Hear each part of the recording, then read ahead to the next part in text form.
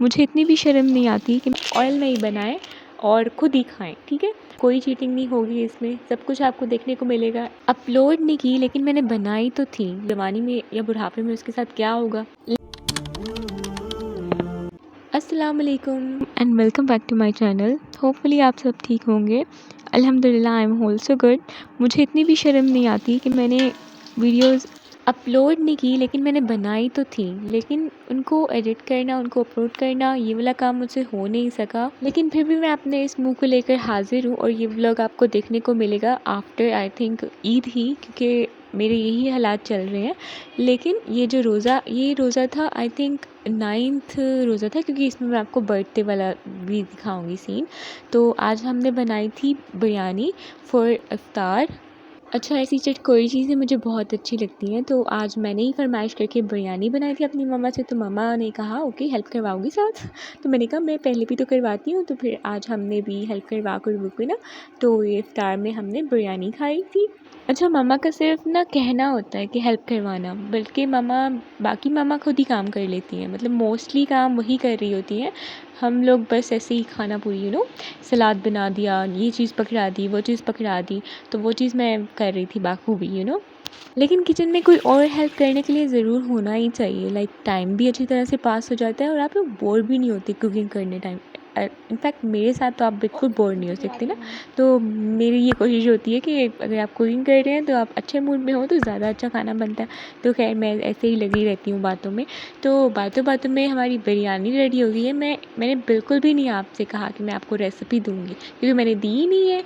तो हम लोग बस प्लेट पर आ गए हैं डायरेक्ट, और बस हम रायता और सलाद और बस कुछ बिरयानी डाल के ना बैठ के हुए हैं, क्योंकि मैंने रेसिपी रिकॉर्ड करने की ज़हमत ही नहीं की। अच्छा, मैं आपको एक बात बताऊं कि इस दफ़ा वाला जो बिरयानी वाला चावल थे ना, हमने जब हम उसको बॉयल करने लगे थे ना, तो हमने उसमें डाला था लवाजमात डाले थे, यानी लौंग डाला था। नमक तो डालते ही हैं। अच्छा, नेक्स्ट सीन शुरू हो गया है वो भी मैं आपको बताती हूँ। ये भी मैं बहुत मज़े का सीन है।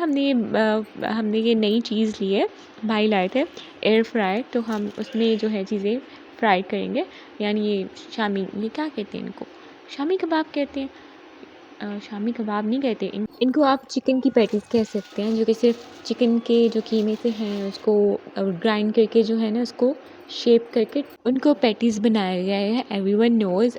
आप मैं समझती हूँ कि जो अगला बंदा है ना वो भी मेरे लेवल पर ही होकर जो है मुझे समझ रहा है, बात कर रहा है। तो आप लोगों को पता होगा ना, है ना, पता होगा। आप लोग बनाते होंगे, खाते होंगे अपने घरों में। तो अच्छा, एयर फ्राई ना बहुत अच्छा रह जाता है। इसके बहुत सारे फ़ायदे हैं ब्रो। इसलिए ब्रो, ये जो मेरी आजकल की दोस्तें बनी हुई ना, मतलब खैर तो काफ़ी पुरानी, लेकिन आजकल उन्होंने एक नई चस छोड़ी हुई है। वो आजकल हर बात के साथ ब्रो यूज़ करती हैं, तो वही असरात आप मुझ में देख रहे हैं। एनीवेज़, तो ये जो है एयर फ्रायर वो कम ऑयल में जो है आपको फ्राई करके देता है। इसका पहला फ़ायदा। इसका दूसरा फ़ायदा कि आपको ज़्यादा मशक्क़त नहीं करनी पड़ती। आप चीज़ें बनाएं और इसमें रख दें, जैसे कि अभी आप देखेंगे 1 2 3 3 का वो यार, मैंने तो ट्रांजिशन बनाई थी, वो मुझे पता नहीं क्या करती रहती हूँ मैं वीडियो में। अच्छा खैर, बहुत ही रॉ वीडियो है ये और इसी तरह से लगाई जाएगी। कोई चीटिंग नहीं होगी इसमें, सब कुछ आपको देखने को मिलेगा, एवरीथिंग। ये देखिए, हम ब्रश से सिर्फ इसको लगाते हैं ताकि एयर फ्राई का यही तो फ़ायदा है कि अगर आप कम ऑयल की कंजप्शन करना चाहते हैं ना, और वैसे भी ऑयल ज़्यादा क्यों ही अच्छा होता है ना, नहीं अच्छा होता, तो फिर आप इसमें बनाएं और खाएं। तो ये बड़े लोगों के लिए तो ख़ुसूसन ज़रूरी है। और ये आप अर्ली एज से ही इस तरह से खाना खाना शुरू करें ना, तो काफ़ी फ़ायदे आपके इन फ्यूचर आपको भी नज़र आते हैं, जो कि आप नॉर्मली एज जो हो चुकी होती है उनमें देख रहे होते हैं कि भाई ये नुकसान हो गया और वो नुकसान हो गया। अच्छा, नेक्स्ट सीन शुरू हो गया। तो ये भी हार्ट शेप के मामा स्नैक्स लाई थी। इनको हम देसी ज़ुबान में देसी लोग पापड़ कहते हैं।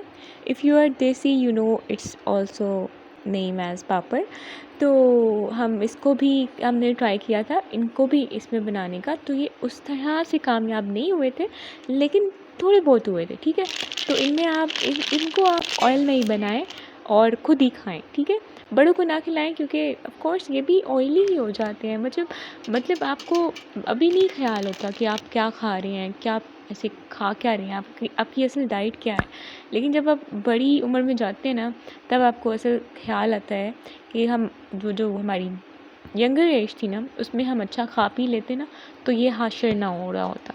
लेकिन फिर भी हम बाज नहीं आते, हमने फिर भी वैसी चीज़ें खानी होती हैं, ऑयली चीज़ें खानी होती हैं, no matter how cholesterol level are they contain. मतलब हाई सैचुरेटेड फूड जो हम खा रहे होते हैं ना, वो जो है ना सत्यानाश कर देते हैं। यानी it's totally depend on our diet कि हमारी डाइट कैसी है। वही शुगर की वजह बनती है, वही कोलेस्ट्रॉल लेवल की। लेकिन कहते हैं इंसान एक्सपीरियंस से ही सीखता है, तो ये सब कुछ खाएगा तभी तो वो पता करेगा कि जवानी में या बुढ़ापे में उसके साथ क्या होगा। लेकिन जब लगती है ना इंसान को, तब उसको समझ आती है और तब जाकर वो चीज़ों को पकड़ लेता है। अच्छा बस बस तो ये सही नहीं बने थे, आप इनको खा लें जैसे मर्ज़ी आपने बना कर खाना। ऑयली शोली मैं आपको बताना चाहती हूँ कि ये हम अगले क्लिप में अपने दोस्त के घर चले गए। हम नेटफ्लिक्स पे कुछ देख रहे थे। आप सोच रहे होंगे रमज़ान है, लेकिन हम बहुत अच्छी एक सीरीज़ देख रहे थे। मेन पॉइंट कुछ देखना नहीं था, बस मिलना जुलना था, मिलकर बैठना था, बातें करना था और बस घर वापस आ जाना था। अल्लाह हाफ़िज़।